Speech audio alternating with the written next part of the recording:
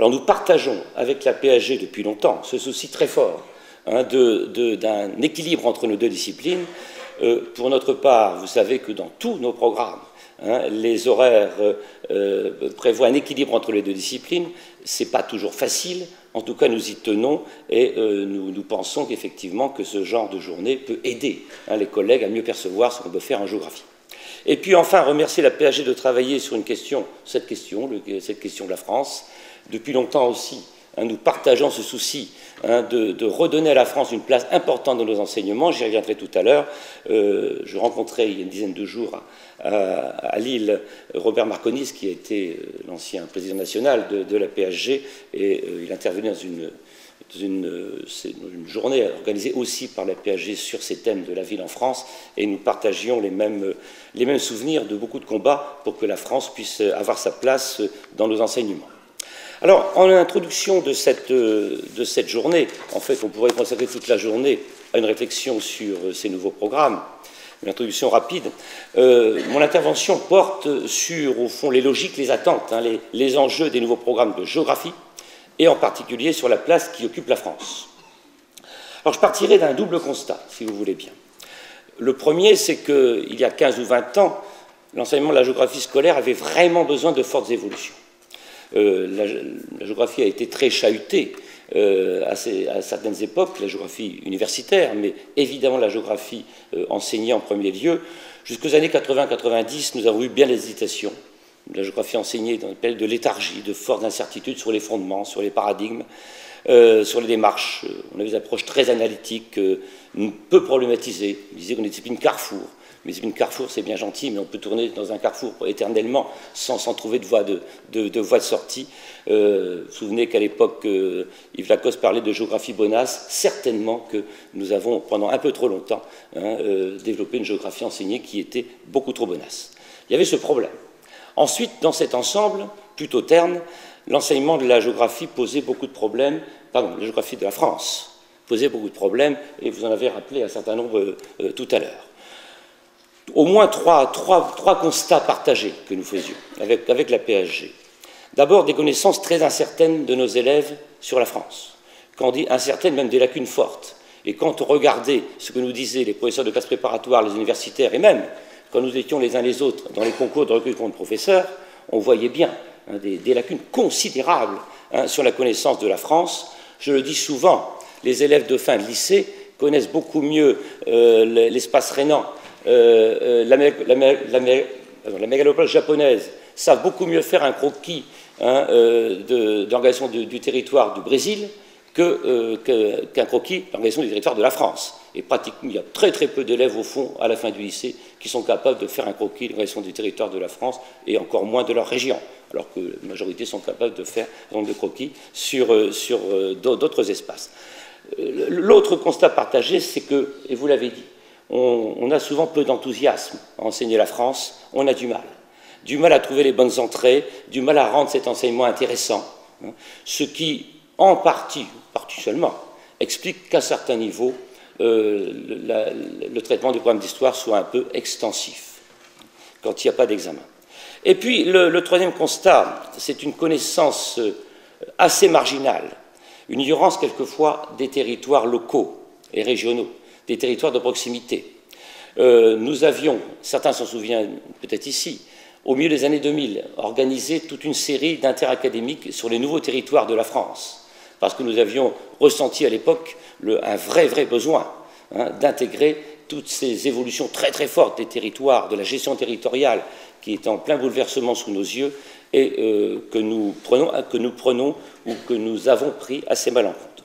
Alors de ces deux grands constats, une géographie qui avait besoin d'être rénovée et une place de la France insuffisante, ces deux constats nous ont conduits à réfléchir ces dernières décennies, et surtout la décennie précédente, très longuement sur l'enseignement de la géographie en général et sur l'enseignement de la géographie de la France en particulier. On a eu tout un tas de séminaires, des grands séminaires nationaux, 2002-2007. Avec la PHG, on a tenu plusieurs séminaires nationaux consacrés aussi à la France. Au Festival de la géographie de Saint-Dié, on a beaucoup travaillé sur cette question-là aussi. Il y avait un vrai besoin, effectivement, de rénover la géographie et la place de la géographie de la France dans nos enseignements. Alors l'occasion très unique nous en a été fourni ces derniers temps par un renouvellement en 4 ou 5 ans de tous nos programmes. Alors je dis souvent, c'est une période tout à fait exceptionnelle, même si ça nous pose à tous beaucoup de problèmes. Exceptionnelle, parce qu'au fond, en 4 ou 5 ans, on a rénové tous les programmes du primaire jusqu'à la fin du lycée. Alors, encore une fois, c'est compliqué à gérer pour tout le monde, sauf que ça a été pour nous une occasion unique de mettre de la cohérence dans tout l'enseignement de la géographie, dans l'enseignement de la géographie du primaire dans les différentes séries du lycée, en passant par le collège. On a fait, tout programme repose sur des choix, j'y reviendrai. Nous avons pu faire, à l'occasion de ce renouvellement, des choix scientifiques, des choix didactiques, des choix pédagogiques, des choix stratégiques aussi, hein, sur la façon d'aborder la géographie dans le secondaire et dans le primaire d'ailleurs, en tout cas dans l'enseignement scolaire, et sur la façon aussi de positionner la France dans l'ensemble de ces programmes. Alors, aujourd'hui, l'ensemble de nos programmes d'histoire et géographie sont orientés autour de 3 grands éléments. 3 éléments principaux. Tous nos programmes. C'est cette cohérence d'ensemble que nous avons pu établir. D'abord, tous nos programmes s'organisent autour de 3 grands paradigmes.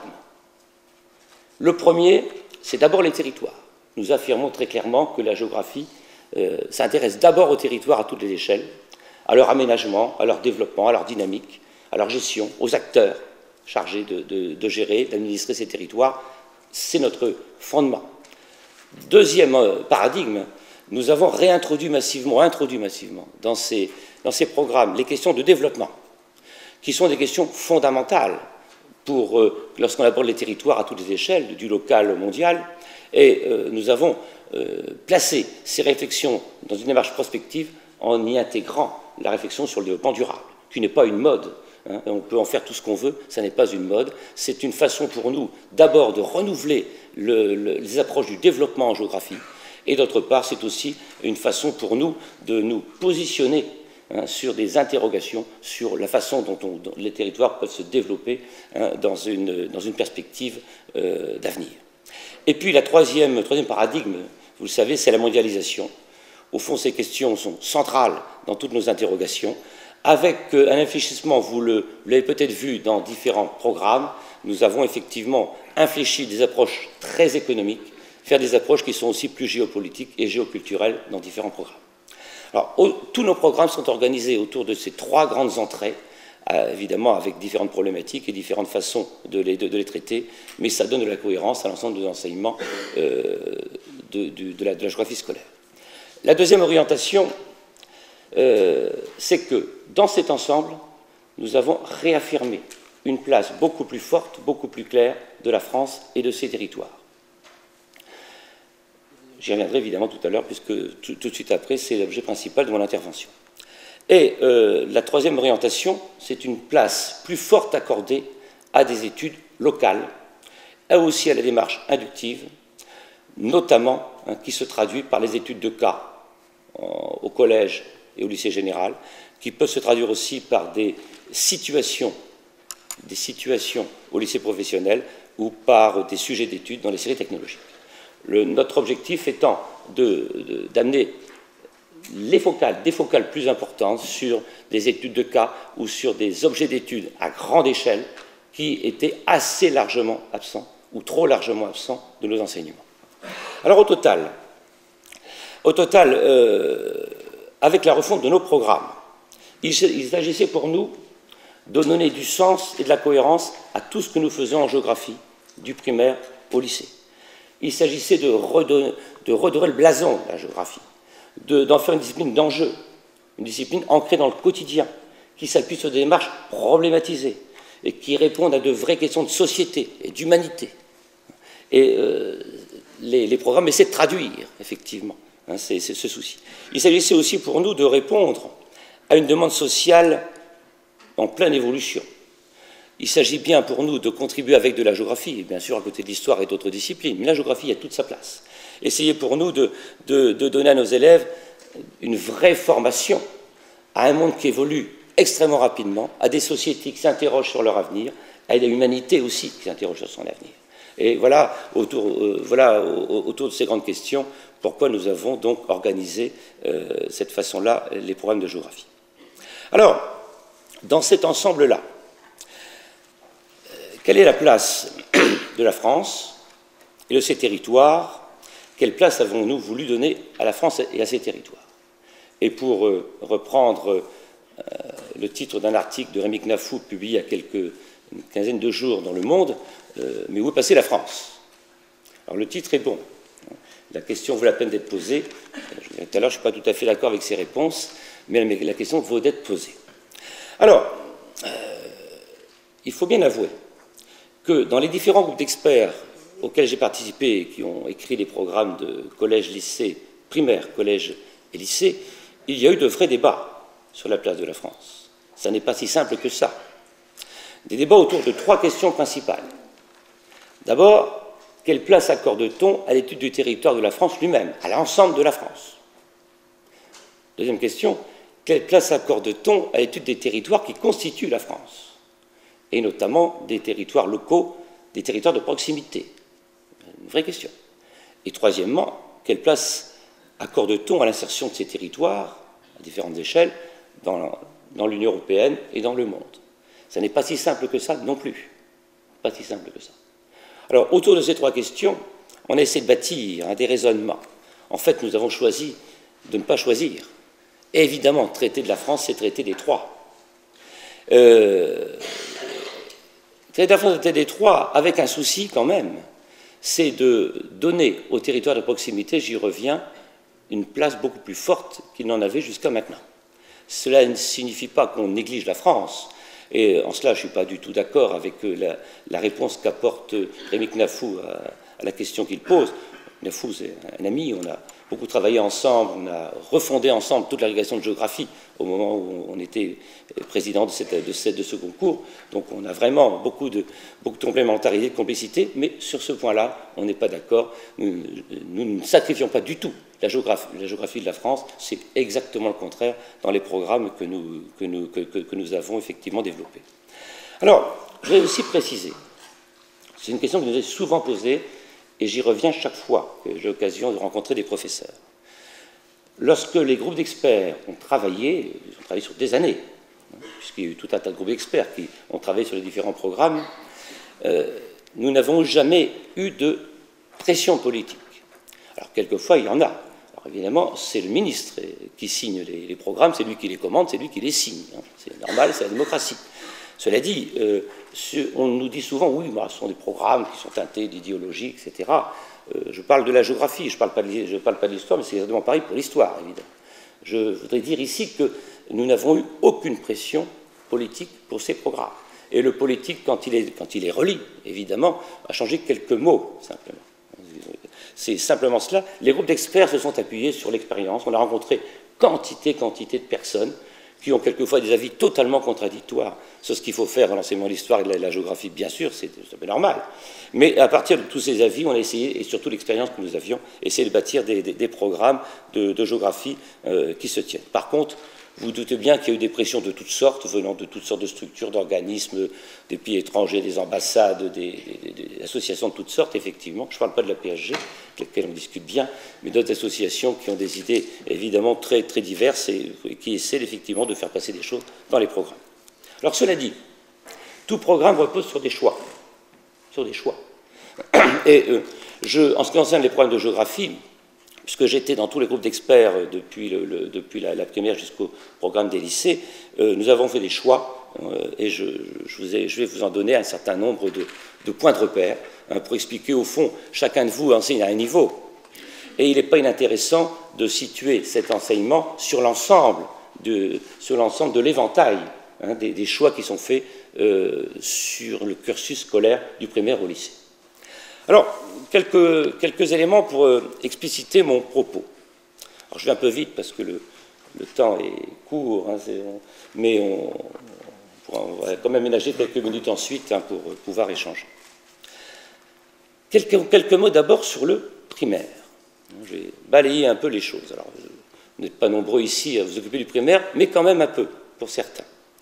Alors, les programmes du primaire dataient de 2002, et vous avez peut-être les uns les autres constaté que ces programmes avaient suscité beaucoup de débats. Ils avaient suscité beaucoup de débats, et en géographie en particulier, en histoire aussi, mais en géographie aussi. Au fond, ces programmes étaient en profond décalage avec les réalités de l'enseignement du premier degré. Les programmes extensifs, qui étaient censés couvrir le monde, l'Europe, la France, et qui partaient du monde, passaient par l'Europe, pour finir par la France. Et dans l'introduction du programme, ce sont des questions clés. Il était indiqué, évidemment, on part en toute logique du monde, au primaire, pour entrer dans ce programme. C'est une vraie question. Là, je parle du programme du cycle 3, c'est-à-dire du programme de CE2, CM1, CM2. On part en toute logique du monde pour aborder effectivement ces programmes du monde de la France, de l'Europe et de la France. Vous voyez un petit peu la question que ça posait. Alors, des programmes extrêmement ambitieux qui introduisent des concepts géographiques inabordables à ce niveau, centres, périphérie, réseaux urbains, ensembles spatiaux. C'était impensable que des élèves du premier degré puissent effectivement, déjà ailleurs, vous savez que ce n'est pas si simple que ça, donc c'était impensable. Alors, je faisais partie de ceux qui pensaient qu'il fallait absolument revoir ces programmes, même si nous ne sommes pas, nous, responsables du premier degré. Il y a une inspection générale qui s'occupe du premier degré, mais tout ce qui touche à l'histoire-géographie, on se sent un peu concerné. Donc, nous avons beaucoup fait pression pour revoir ces programmes et nous avons été très associés. Nous avons décidé de renverser la démarche et les programmes du premier degré, enfin du troisième cycle du primaire ont été très fortement réécrits. Ils sont aujourd'hui entièrement ciblés sur l'étude de la France, avec une entrée qui démarre des réalités géographiques locales et la région où vivent les élèves, pour terminer à la France dans le monde. Alors ce sont d'autres choix, ce sont des choix qu'on retrouve ailleurs, dans l'enseignement secondaire maintenant, mais que nous avons effectivement aussi opéré en France. Il y avait un choix politique, qui n'était pas si simple que ça, de recentrer le choix politique de notre part. C'est bien une politique éducative, encore une fois. Les politiques ont adhéré, puisque de toute façon, sinon, le programme ne serait pas passé. Mais il y avait un souci, au fond, assez général de resituer l'enseignement du primaire autour de la France. Alors, deuxième programme, celui des collèges. Christian Lode l'a évoqué tout à l'heure. Je ne vais pas revenir là-dessus, mais nos programmes de collège étaient obsolètes. Ça fait un bout de temps, des années, qu'on disait qu'il fallait transformer. On avait un peu marre de cet enseignement de l'histoire-géographie au collège. C'était pesant. Beaucoup d'entre vous disaient qu'ils s'ennuyaient. C'était normal. Ils disaient usé. Alors nous avons réécrit, c'est pas si simple que ça. Il a fallu 2 ans pour écrire ces programmes de collège. Ces programmes de collège, en tout cas pour la géographie, ont été, en histoire aussi, mais en géographie très fortement remaniés. Et comme vous le savez, les programmes de collège ont été écrits selon les grands paradigmes que j'indiquais tout à l'heure. En 6e, c'est une sorte de propédeutique, où on approche la géographie un peu générale. La 5e est entièrement ancrée sur les questions de développement durable. La 4e sur les questions de mondialisation. Et la 3e sur la France. Ces programmes anciens, vous voyez, on retrouve nos grands choix dont je vous parlais tout à l'heure. Cohérence. Les programmes anciens, oui, anciens, on est encore un peu dedans, c'est les programmes de fin de collège anciens posaient de vrais problèmes, notamment concernant l'étude de la France. L'étude de la France était éclatée entre la 4e et la 3e, éclaté ça posait un vrai problème de cohérence, parce qu'au fond, toutes les questions concernant les mutations économiques et la France puissance européenne et mondiale étaient en 3e, alors que les approches plus territoriales et régionales étaient en 4e. Alors ça nous semblait poser de vrais problèmes. On a donc décidé, ça ne plaisait pas à tout le monde, on a donc décidé effectivement de recentrer l'étude de la France sur un seul niveau, sur la classe de 3e, avec qui nous semblait plus cohérent, mais aussi une année de brevet, au fond, où on pouvait travailler sur l'ensemble du programme et au fond donner au brevet des sujets qui puissent couvrir l'ensemble des questions sur la France. Le deuxième problème qu'on avait dans cette entrée en 4e, c'était l'entrée par l'Europe. L'entrée par l'Europe, beaucoup d'entre vous ici le savent, ça nous a lassés. On ne savait pas trop comment s'y prendre, Et ça partait d'un a priori, c'est-à-dire que le même a priori qu'on avait vu tout à l'heure au primaire. C'est-à-dire qu'il faut rentrer par la petite échelle pour comprendre la grande. Ça nous a posé de vrais problèmes et beaucoup d'entre nous disaient, ben alors, on ne sait pas comment faire pour intéresser les élèves en entrant par là. Et puis, le troisième problème qu'on avait, c'est un problème d'approche obsolète. J'essaie de retrouver mes programmes. Voilà. Certaines questions, alors l'approche de la France en quatrième était vraiment obsolète. Il y avait donc une grande question qui s'appelait unité et diversité. Ça vous fait rire, et vous avez raison. Quand on met dans un programme unité et diversité, vous savez bien que c'est tout. Je veux dire, ça peut marcher pour l'histoire, pour les sciences naturelles, et peut-être même pour la philosophie, mais on comprend bien que ça pose problème, parce qu'on ne sait pas quoi mettre dans un programme qui s'appelle unité et diversité. Et puis surtout, on avait déjà discuté un peu ensemble avec les IPR depuis pas mal d'années de ces questions-là. Ce qu'on appelait les grands ensembles régionaux nous posait de vrais problèmes.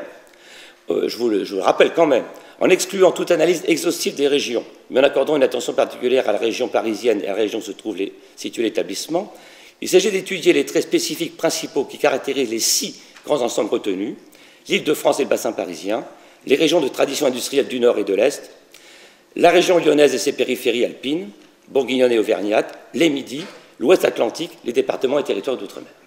On voit bien qu'on est à 100 milieux. Avec un découpage pareil, mais attendez, c'est des programmes qui étaient appliqués en quatrième jusqu'à l'année dernière, quand même. Avec un découpage pareil, on voyait bien qu'on ne peut pas faire de la géographie, d'aujourd'hui en tout cas. Donc vous voyez, il y avait là vraiment des éléments très importants à remanier, ce qui fait que ça nous a amené à refondre profondément le programme de troisième. Alors vous n'êtes pas encore tout à fait dedans, puisque ce sera pour la rentrée prochaine, en classe de troisième, mais je suppose que vous commencez à réfléchir un peu et que les formateurs et IPR vont travailler avec vous tout au long de l'année. Alors, très vite, on a fait quelques grands choix. Outre le fait de recibler toute l'étude de la France sur la classe de troisième, on a fait un choix très important qu'on a fait aussi en classe de première, c'est d'entrer en classe de troisième par les territoires locaux, et non plus par l'étude de l'Europe. Et vous verrez dans les programmes de troisième, vous aurez le temps d'y regarder de près, on y entre par un thème qui est évidemment celui de la journée, ce n'est pas tout à fait par hasard, qui s'appelle « Habiter la France », et l'entrée dans ce thème s'appelle « De la ville à l'espace rural, un territoire sous influence urbaine ». C'est exactement le thème de cette journée, et on y entre par l'étude des aires urbaines, par une étude de cas sur une grande question d'aménagement urbain, et on y entre aussi par l'étude de la région où se trouvent les élèves. Voilà. Et le programme de troisième aboutit, dans sa dernière question, à l'étude de la France, du rôle mondial de la France et de l'Union européenne. Voilà, un choix effectivement d'échelle du local au mondial. Le programme de troisième, vous aurez l'occasion d'en reparler, peut-être qu'on se retrouvera les uns les autres dans l'année pour en reparler, c'est un programme qui est évidemment profondément rénové. Alors au lycée, la rénovation s'est faite sur tous les programmes, en quelques années. Les programmes de bac pro, les programmes des séries technologiques, les programmes des séries générales. Alors, tout ça est en cours.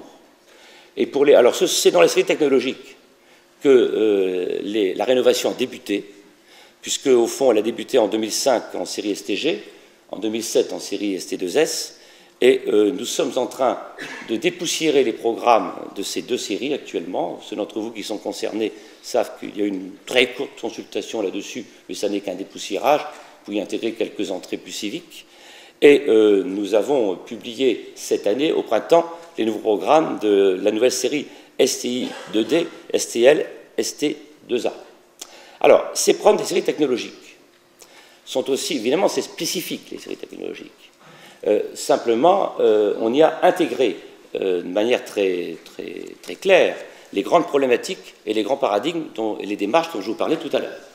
Je prends l'exemple du programme STI2D, STI2D qui est en application à cette rentrée, mais il y a l'enseignement qu'en première. Alors, le programme de STI2D comprend 3 éléments, 3 entrées sur 5 qui intéressent la géographie. Une première entrée qui s'appelle la France contemporaine, une seconde entrée qui s'appelle la mondialisation, et une troisième qui s'appelle la Chine, histoire et géographie. Alors, dans la France contemporaine, pour vous dire au fond les orientations, la cohérence qu'on essaie d'établir, il y a, comme vous le savez dans les séries technologiques, il y a une question obligatoire et des sujets d'études. La question obligatoire s'appelle « Comprendre les territoires de proximité » et les sujets d'études au choix sont intitulés « Les transports, enjeux d'aménagement et d'équité », solidarité des territoires et des personnes, et 36 700 communes à attachement français. Bon, tout cela, je n'ai pas détaillé, simplement pour vous dire que dans ces séries-là, comme dans l'ensemble des autres programmes de géographie, nous avons introduit explicitement les orientations nouvelles que nous souhaitions donner aux enseignements du lycée. Pour les programmes de Bac Pro, les programmes de Bac Pro sont en pleine rénovation aussi, avec évidemment une nouveauté forte, c'est que pour le Bac Pro, on passe d'une formation en 4 ans à une formation en 3 ans. Et donc les programmes de Bac Pro ont été organisés sur 3 ans. Sur 3 ans, et en Bac Pro comme ailleurs, nous avons introduit cette organisation, les grands paradigmes dont je parlais tout à l'heure. La seconde Bac Pro est un programme qui s'appelle Société et développement durable.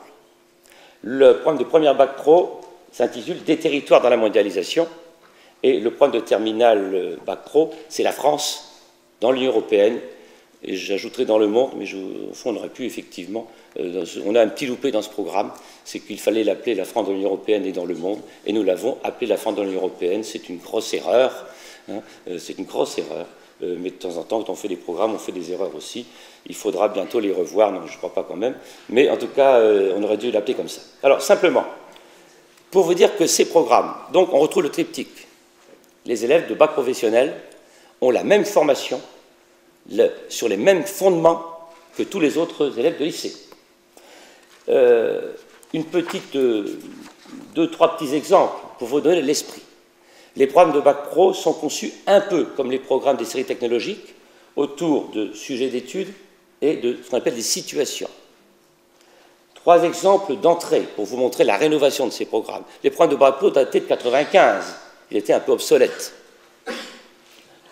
Il y a 5 sujets d'études.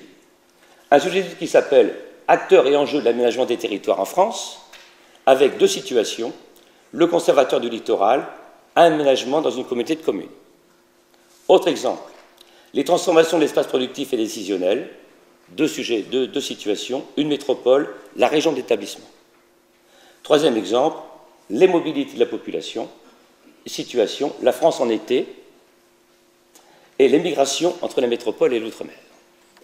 Je ne m'appesantis pas là-dessus, simplement pour vous dire que nous avons dans ces programmes de Bac Pro, au fond, un certain nombre d'entrées très nouvelles, et bien ancrées dans ces évolutions que nous souhaitions pour l'ensemble du lycée. Puis je terminerai par la classe de première générale. Alors en classe de première générale, les enseignements ont été mis en place à cette rentrée 2011, avec évidemment beaucoup à la fois de nouveautés, difficultés à traiter pour vous, aussi bien en histoire qu'en géographie, et aussi évidemment la difficulté d'un nouvel examen en fin d'année, qui n'est pas si simple que ça du tout à gérer. Simplement, quelques points pour expliciter ce programme de la classe de la géographie de première. D'abord, un petit rappel historique. Alors, je le fais souvent quand j'interviens parce que j'aime bien montrer d'où on vient dans ces programmes de la classe de première. Rappelez que la France est étudiée en classe de première depuis les années 1870. Donc ce n'est pas d'hier qu'on étudie la France en classe de première, avec une vraie stabilité des programmes. Entre 1902 et 1982, il y a eu 4 programmes seulement. 4 programmes seulement, c'est-à-dire les programmes changeaient tous les 20 ans. Alors évidemment, vous dites, oh là là, ça c'est vraiment très, très chouette parce qu'il n'y a pas besoin de se renouveler, mais vous comprenez les problèmes que ça pose quand même, quand on fait de la géographie et que les programmes changent tous les 20 ans.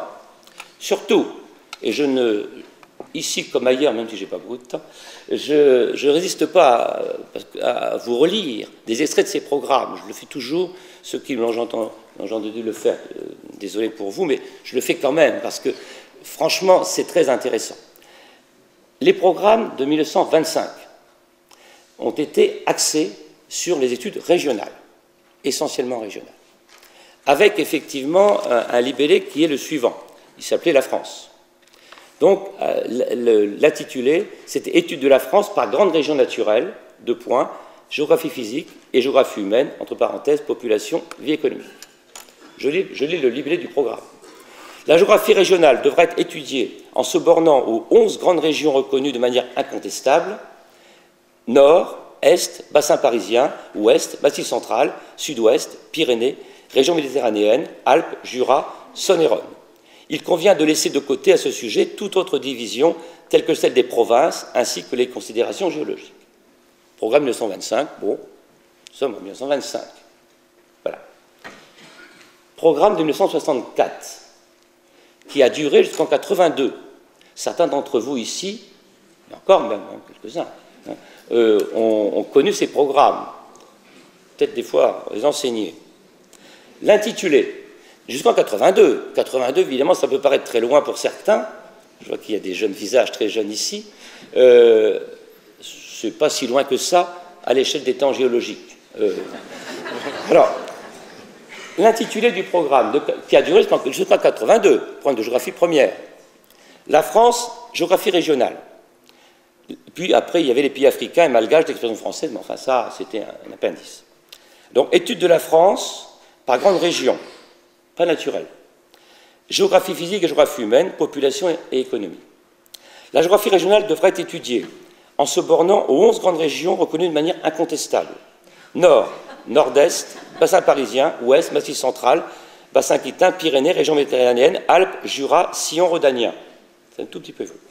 Il conviendra de laisser de côté à ce sujet toute autre division, telle que celle des provinces, ainsi que celle qui serait fondée sur des données purement géologiques.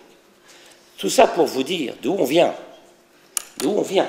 Entre 1925 et 1982, en fait, il n'y avait pratiquement pas eu de modification dans l'intitulé des programmes. Alors évidemment, les professeurs qui les enseignaient faisaient évoluer les contenus, vous pensez bien, sauf que les programmes, on en était là. Alors, ce n'est pas inintéressant parce qu'avant 82, en classe de première, l'Europe était absolument absente, et il y avait bien sûr cette étude régionale centrale, mais il n'y avait aucune réflexion sur la notion de région, du tout. Alors après 82, il y a eu une rupture très forte. Il y a eu 5 programmes en 30 ans, alors qu'avant il y avait eu 4 programmes en 85.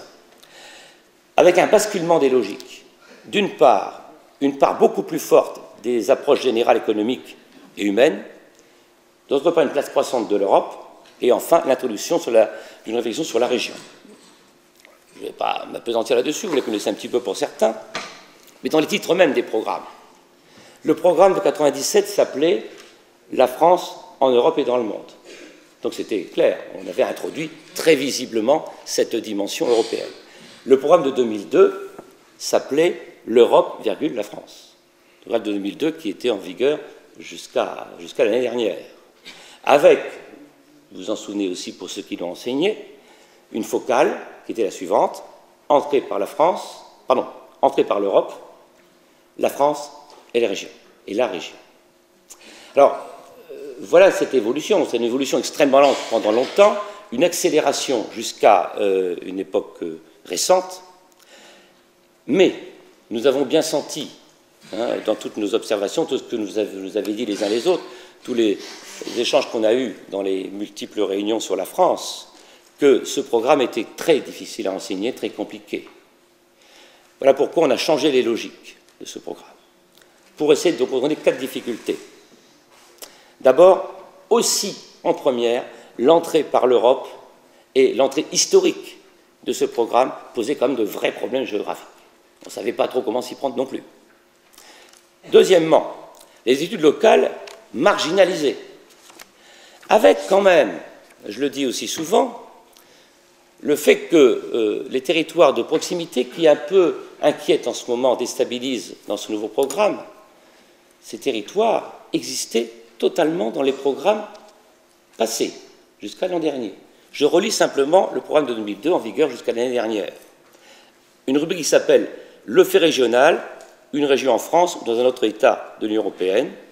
Ce thème est étudié à partir d'une étude de cas, qui ne se limite pas à une monographie, mais permet de réfléchir à la notion de région. Il y avait dans le programme passé une étude de cas sur la région en France, c'est écrit. D'autre part, sur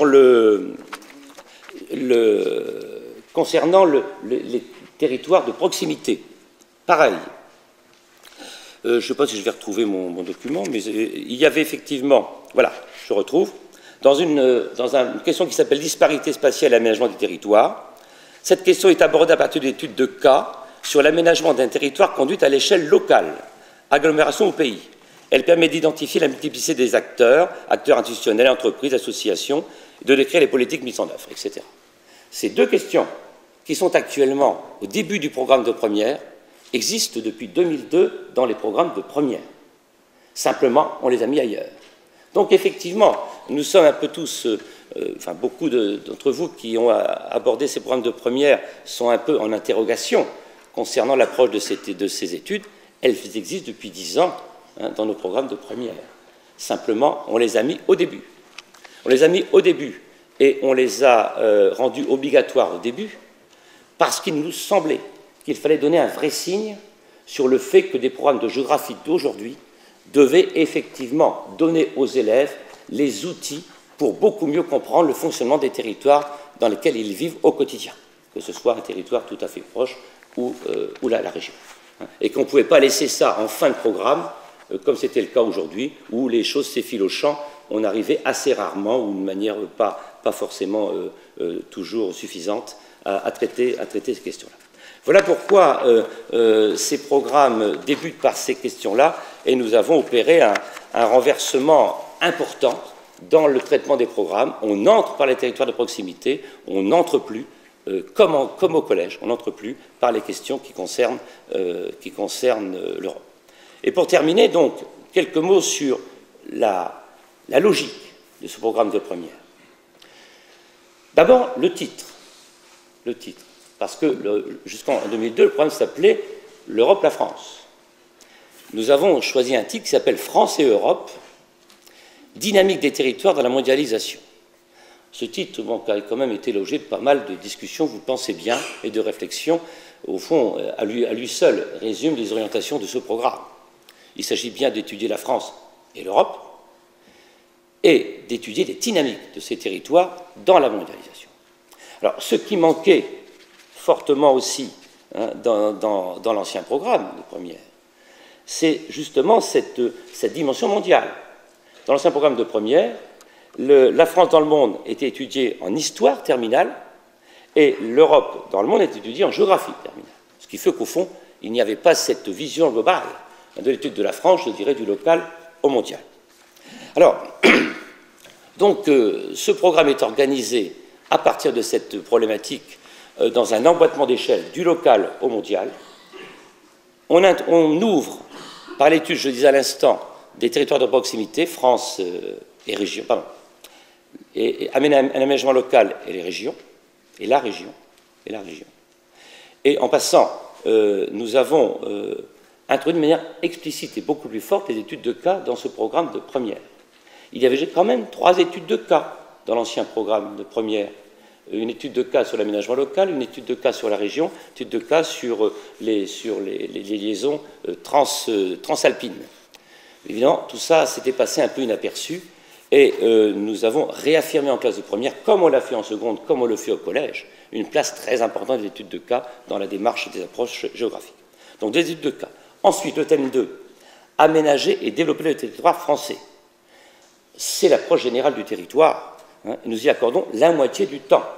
La moitié du temps. Ce qui fait que, finalement, c'est pour ça que, au fond, la remarque de Rémi Knafou dans son article sur le fait qu'on n'étudiait plus la France en elle-même tombe à plat. Elle est tombée à plat parce que, pour tous les programmes dont je viens de vous parler, la France est centrale, pour ce programme aussi. Le troisième thème, l'Union européenne. Dynamique de développement des territoires. il s'agit bien, encore une fois, d'aborder l'Union européenne sous l'aspect territorial, des dynamiques des territoires et des questions de développement dans ces territoires. Développement avec, entre parenthèses, développement durable. Et enfin, le thème 4, France et Europe dans le monde, il s'agit bien de ramener ces problématiques de la France en Europe et dans le monde dans le programme de première, ce qui était jusqu'à maintenant plutôt décalé en terminale. Donc, 4 thèmes avec un emboîtement d'échelle. D'autre part, je le redisais à l'instant, une augmentation de la place des études de cas, 6 études de cas dans ce programme de première, parce qu'on estime que la démarche d'études de cas permet une appropriation forte des questions d'aménagement et de fonctionnement des territoires locaux, et puis donc un programme qui est ouvert sur la mondialisation, ce qui n'était pas le cas du tout dans les programmes précédents. Alors voilà les logiques de ces programmes. Voilà les logiques de ces programmes de première aussi, avec pour la classe de première, ce qu'on n'a pas fait au lycée professionnel et en série technologique par manque de temps, les heures sont très comptées dans ces séries-là, on a un peu plus de temps pour cela dans les séries générales. C'est une place importante aux croquis et schémas. Alors, sous les croquis et schémas, juste un mot, puisque c'est une affaire qui inquiète ceux d'entre vous qui traitent ce programme.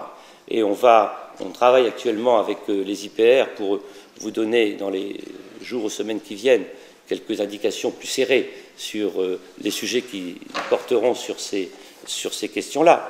Simplement pour vous dire que au baccalauréat de la série S, cette année, d'abord les sujets seront extrêmement prudents, ils seront très simples et surtout, ils viseront surtout pas à pénaliser qui que ce soit. Parce que je le répète, parce que les inquiétudes sont normales au moment où on traite des nouveaux programmes, pas si simple que ça à gérer, et au moment où on met en place des épreuves, pas si simple que ça à gérer, surtout que les uns les autres, nous n'avons pas d'expérience de l'évaluation au niveau de la première, générale en tout cas. Alors, des sujets qui seront tout à fait classiques, des sujets qui ne tireront pas dans les coins, et en ce qui concerne la géographie, et notamment les croquis et schémas, et pas seulement. La deuxième partie de l'épreuve de géographie qui consiste à avoir ou une analyse de documents, ou un croquis, ou un schéma. Il y a peu de croquis possibles en classe de première, il y a 7 ou 8, pas plus, et il y a encore moins de schémas possibles, 3 ou 4 maxi. Ce qui fait que, d'une part, une bonne partie des sujets, une majorité de sujets qui sont donnés en deuxième partie de cette épreuve seront des études de documents dans lesquelles la carte sera très présente, mais pas exclusivement, et de loin. Il y aura des sujets sans carte. La carte sera quand même très présente. Et d'autre part, nous privilégions les croquis. Chaque fois que dans une question, un croquis ou un schéma est possible, nous privilégions le croquis. Ce qui fait qu'il y a peu de schémas possibles en deuxième partie de l'épreuve. Par contre, s'il y a peu de schémas possibles en deuxième partie de l'épreuve, c'est-à-dire au fond un schéma qui supposerait un travail sur 1 heure, en gros, à peu près, ce programme se prête à tout un tas de schémas rapides, de schémas de travail, qui puissent illustrer les compositions. Et là, nous vous invitons à travailler cette affaire-là, parce qu'il y a une ambiguïté dans les fiches ressources que nous avons écrites. Et quand on fait des petites bévues, il faut le dire. Mais on ne les écrirait plus comme ça aujourd'hui, mais pas tout à fait. Mais nous avons laissé des ambiguïtés dans les fiches ressources, où on a mis quelquefois que tel schéma ou tel croquis pouvait être l'objet d'un sujet du bac, et des fois on a dit cette question pourrait prêter à des schémas intéressants. Sauf qu'on n'a pas précisé si c'était des schémas possibles au bac en deuxième partie ou des schémas pour illustrer des compositions. La majorité, la très grande majorité des schémas que vous pourriez faire, c'est pour illustrer des compositions. Les schémas de deuxième partie seront très peu nombreux, et on va, avec les IPR, vous diffuser très prochainement quelques informations complémentaires plus précises sur cette question-là. Simplement, on est très prudent parce qu'on est en première année de mise en place de cette épreuve et de ce programme. On ne veut pas bloquer non plus l'avenir, l'initiative. Il ne faut pas qu'au bout de 3 ans, le bac soit bloqué et qu'on n'ait plus de sujet possible, que tout soit restreint. Nous tenons tous à ce qu'il y ait une diversité des préparations et des sujets tout à fait raisonnables. Ils resteront très raisonnables toutes les années qui viennent, mais malgré tout un petit peu diversifiés. Voilà ce que je pouvais vous dire là-dessus. Simplement, il nous semble bien que ces années, cette occasion que nous avions de rechanger, de rénover tous les programmes d'un coup, c'est un travail de fou pour nous tous, c'est un énorme travail pour vous, énorme, parce que vous devez gérer tout d'un coup, nous aussi, mais en même temps, vous voyez bien que, en tout cas pour la géographie dont je m'occupe, on a vraiment essayé de recibler autour de grandes orientations, qu'on donne de la cohérence à l'enseignement de la géographie en France, sur l'ensemble des cursus primaires et lycées, et qu'on espère bien que cette géographie, d'abord, sera, même si elle n'est pas facile à enseigner, parce qu'elle demande beaucoup d'efforts de formation pour nous tous, on sait bien que cette géographie sera plus intéressante, plus porteuse d'enjeux aussi, et que vous y prendrez un peu plus plaisir à l'enseigner, et que cette géographie sera aussi un peu plus utile aux élèves que nous devons former, notre principal objectif étant de former des élèves à vivre dans des sociétés dont ils connaissent un peu mieux les clés d'entrée. Voilà, merci beaucoup.